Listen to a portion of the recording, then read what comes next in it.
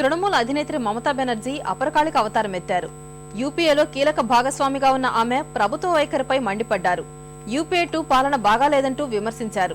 భాగస్వామ్య పక్షాలను సంప్రదించకుండానే నిర్ణయాలు తీసుకుంటున్నారని ధ్వజమెత్తారు. పెంచిన డీజిల్ ధరల్ని తగ్గించడం, గ్యాస్ పరిమితి, ఎఫ్డీఏలపై ఆగ్రహం వ్యక్తం చేసిన మమత తమ పార్టీకి చెందిన మంత్రులంతా శుక్రవారం రాజీనామా చేస్తారని ప్రకటించారు. తప్పనిసరి పరిస్థితుల్లోనే కూటమి నుంచి వైదొలుగుతున్నట్లు తెలిపారు.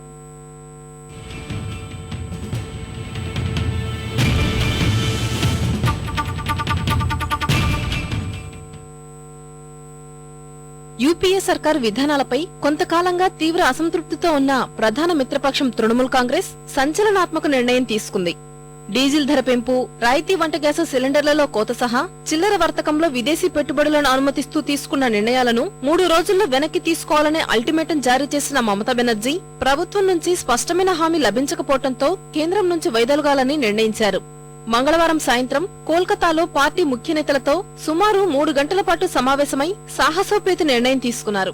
ప్రభుత్వంలో రెండో అతిపెద్ద పార్టీగా ఉన్న తమకు డీజిల్ ధరలు, వంట గ్యాస్ సిలిండర్ల పరిమితిపై ప్రభుత్వం నుంచి ముందుగా ఎలాంటి సమాచారం లేదని ఆగ్రహం వ్యక్తం చేసిన దీదీ విధానపరమైన నిర్ణయాలు సహా పాలనా పరంగానూ ప్రభుత్వంలో తమకు కనీస గౌరవం కూడా లభించలేదన్నారు.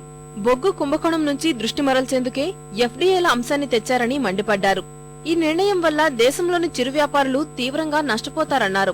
బయట నుంచి కూడా మద్దతిచ్చే ప్రసక్తే లేదన్న ఆమె దేశం మధ్యంతర ఎన్నికలు ఎదుర్కోవాల్సి వస్తే అందుకు తమ బాధ్యత లేదన్నారు. Unorganized sector, it may be retail, it may be agro sector, agro-based sector, 50 crores people. Now if you allow FDI even the retail market, then where these poor people will go? Where these common people will go? We cannot tolerate. That's why our ministers will go to Delhi on Friday, the Jummabar. At 3 o'clock, they will submit their resignation to Honorable Prime Minister. ఏడాదికి రాయితీ సిలిండర్లు 6కు బదులు కనీసం 12 ఇచ్చి, diesel ధరను ₹2 తగ్గించి, చిల్లర వర్తకంలోకి ఎఫ్డీఏల నిర్ణయాన్ని పూర్తిగా ఉపసంహరిస్తే తమ నిర్ణయాన్ని పునఃపరిశీలించే అవకాశం ఉందన్నారు. కాంగ్రెస్ బెదిరింపు రాజకీయాలకు పాల్పడుతూ సంకీర్ణాన్ని కొనసాగించే ప్రయత్నం చేస్తోందని మండిపడ్డారు. కాంగ్రెসের খেলা আমি জানি, ওরা মমতার সাথে ঝগড়া হলেই মায়াবতী, মায়াবতীর সাথে ঝগড়া হলেই মুলায়ম, নীতিশের সাথে ঝগড়া হলেই লালু, ডিএমকে সাথে ঝগড়া হলেই এআইডিএমকে। এই ব্ল্যাকমেলিং পলিটিক্স আমরা অনেক দেখেছি।